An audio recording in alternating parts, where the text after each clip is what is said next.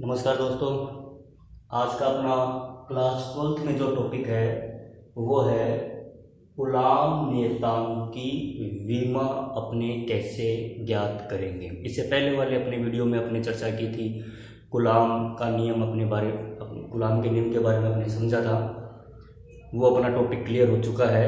आज इसमें छोटा सा ये है कि कूलाम नियतांक की विमा अपने कैसे निकालते हैं। कूलाम नियतांक की विमा निकालने के लिए मैंने आपको कूलाम नियतांक का मान बताया था, कितना था, ठीक है। के की वैल्यू कितनी थी अपने पास में, के इज इक्वल टू 9 इंटू 10 की घात 9, या इसमें ऐसे लिख सकते हैं 1/4 पाई एप्सिलॉन नॉट, ये वैल्यू थी।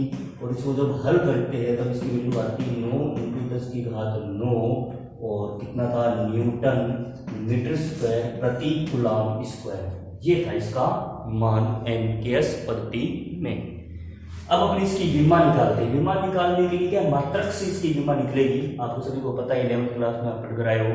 ये न्यूटन, ये मीटर। न्यूटन किस भौतिक राशि का मात्रक होता है, बल का होता है। मीटर लंबाई का होता है। कूलाम किसका होता है, आवेश का होता है।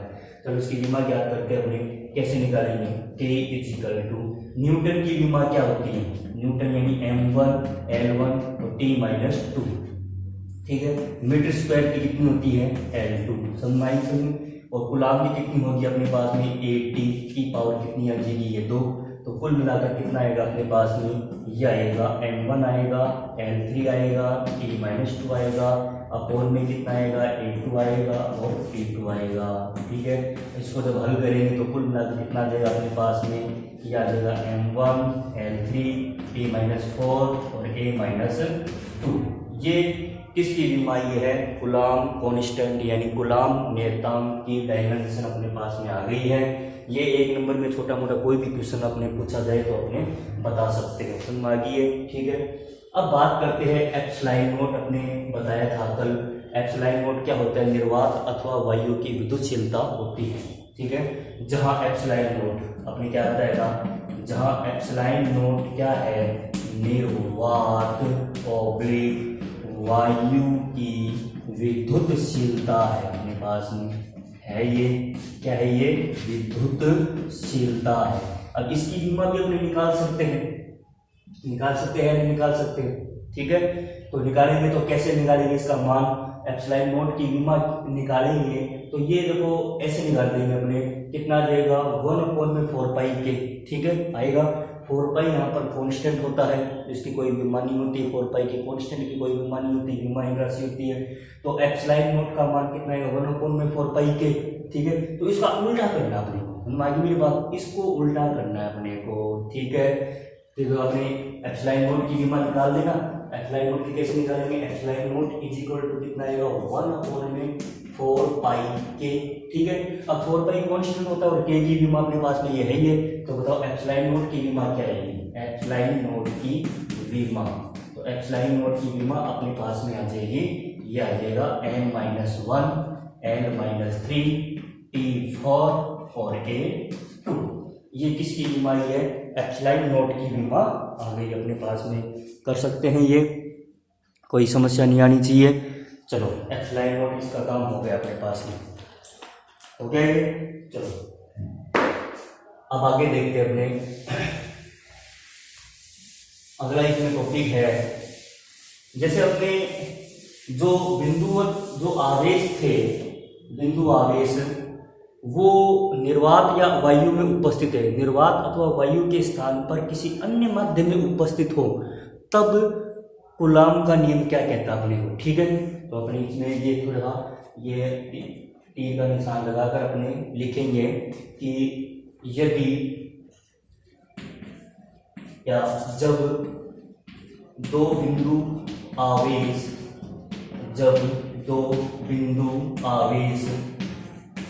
निर्वात ऑब्लिक वायु के स्थान पर अन्य किसी माध्यम में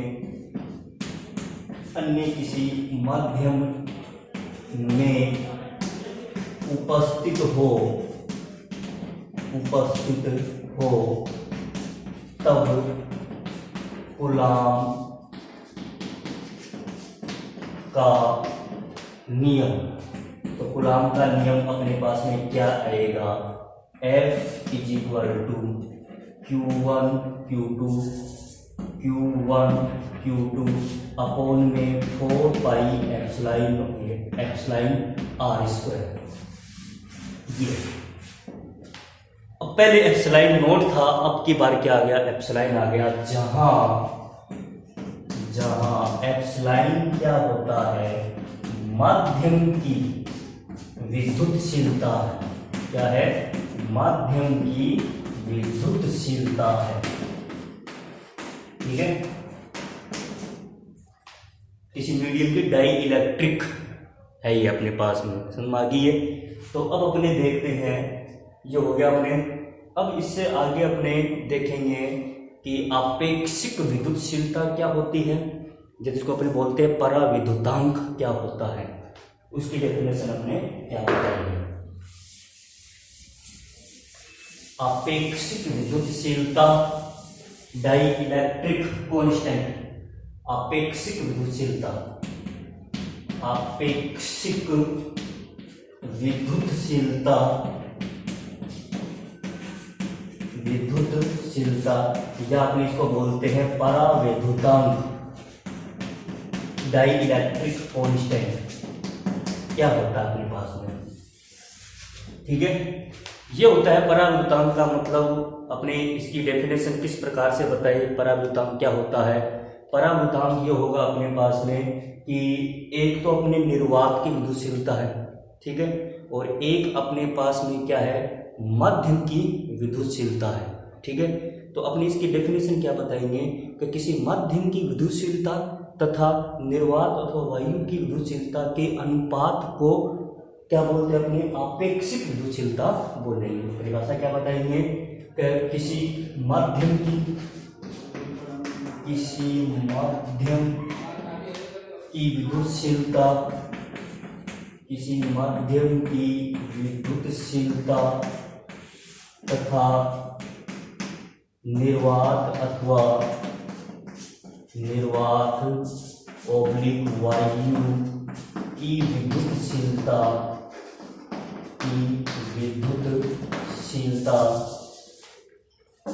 की विद्युतशीलता का अनुपात आपेक्षिक विद्युतशीलता कहलाती है। आपेक्षिक विद्युतशीलता कहलाती है। आपेक्षिक विद्युतशीलता कहलाती है। आपेक्षिक विद्युतशीलता कहलाती है। ठीक है, इसे एप्सिलॉन R से प्रदर्शित करते हैं। किससे प्रदर्शित करेंगे, एप्सिलॉन R से प्रदर्शित करते हैं। ठीक है, तो एप्सिलॉन R का मान क्या होगा, एप्सिलॉन R बराबर एप्सिलॉन अपॉन में एप्सिलॉन 0। ठीक है, तो आगे मेरी बात ये, ठीक है, या अपने इसको ऐसे लिख सकते हैं कि एप्सिलॉन की वैल्यू आई तो एप्सिलॉन 0 इंटू एप्सिलॉन R हो गया ये। ठीक है, इस प्रकार से इसकी वैल्यू निकाल सकते हैं। एप्सिलॉन अपॉन एप्सिलॉन 0, एप्सिलॉन की वैल्यू कितनी आ जाएगी, एप्सिलॉन 0 इंटू एप्सिलॉन R आ जाएगी। ये होता है आपेक्षिक विद्युतशीलता या पराविद्युतांक की डेफिनेशन। ठीक है, अब आगे चलते हैं, अपने नेक्स्ट टॉपिक है कूलाम के नियम का सदिश निरूपण। कूलाम के नियम का सदिश निरूपण। कूलाम के नियम का सदिश निरूपण वेक्टर में क्या कैसे लिखेंगे इसको, कूलाम के नियम का सदिश निरूपण। देखो करके अपने इसको कैसे किस प्रकार से करेंगे। ये अपने पास में 2 डायमेंशनल है। ठीक है, ये अपने 2 डायमेंशन बनाते हैं। ये 0, ये x, ये क्या होता है y। अब अपने मान लेते हैं ये मूल बिंदु है, ओरिजिन पॉइंट है। अपने 2 बिंदुवत आवेश मान लेते हैं। ठीक है, दो बिंदु मुताबिक मान लेते हैं। एक तो आपने मान लिया Q1, दूसरे को कौन सा मान लिया Q2, ठीक है। तो Q1 और Q2 के स्थिति सदिश क्रम से कितने हैं, इसका तो R1 है और इसका कितना है R2 है, ठीक है। Q1 आवेश क्या करेगा, Q2 पर बल लगाएगा, ठीक है। Q1 आवेश क्या करेगा, Q2 पर फोर्स लगाएगा, तो Q1 के कारण Q2 पर लगने वाला बल, ठीक है, Q1 के कारण Q2 पर लगने वाला कौन सा बल होगा, F21 होगा। इसी प्रकार से Q2 के कारण Q1 पर लगने वाला बल, उसको क्या बोल देंगे अपने, F12 बोल देंगे, ठीक है। Q2 के कारण Q1 पर लगने वाला बल, ठीक है।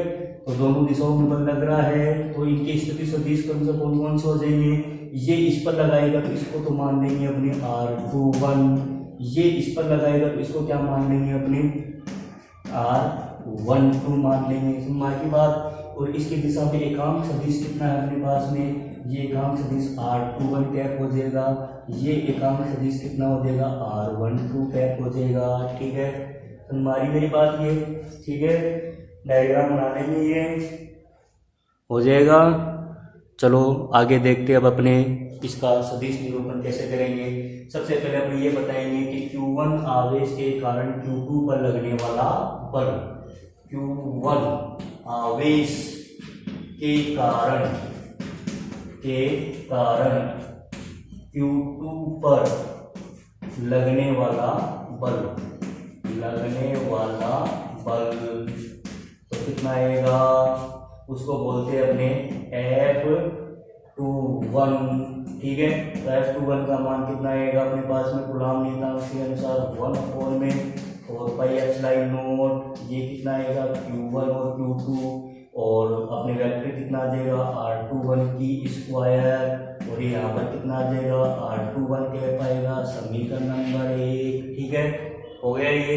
इसी प्रकार जहाँ ये बताना पड़ेगा अपने को R21 कैप क्या है, बताओ क्या है, R21 कैप क्या होगा, R21 कैप एकांक सदिश अपने पास में, क्या है ये एकांक सदिश है, इसकी दिशा में बल F21 की दिशा में, ठीक है। इसी प्रकार Q2 आवेश के कारण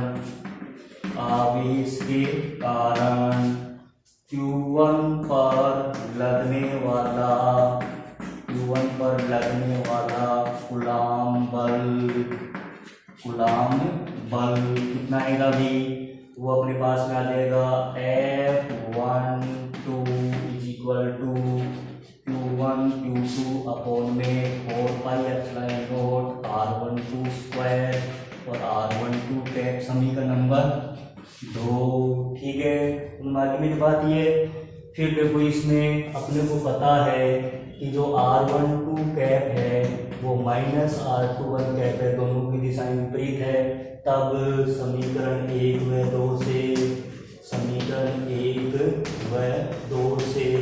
तो 1 व 2 से क्या आएगा अपने पास में F12 माइनस का F21, दोनों की दिशा विपरीत है, ठीक है। समझ में आ गई मेरी बात ये, इंप्लाइज F12 का परिमाण में लिखेंगे, ये कितना देगा F21, ठीक है। यानी दो बिंदुवत आवेशों के मध्य लगने वाले जो बल है वो परिमाण में तो बराबर में होते हैं, परंतु दिशा में क्या होते हैं, विपरीत होते हैं, जो कि न्यूटन गति के तृतीय नियम पर आधारित है। यानी प्रत्येक क्रिया के विपरीत क्या होती है, प्रतिक्रिया होती है। कूलाम नियम का जो सदिश निरूपण है अब ये बताएंगे। समीकरण नंबर कितनी आएगी, समीकरण नंबर 3। समीकरण 3 से स्पष्ट है कि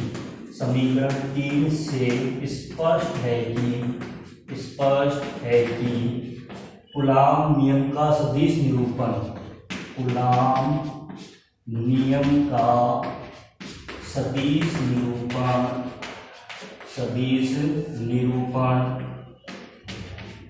न्यूटन गति के तृतीय नियम पर आधारित है।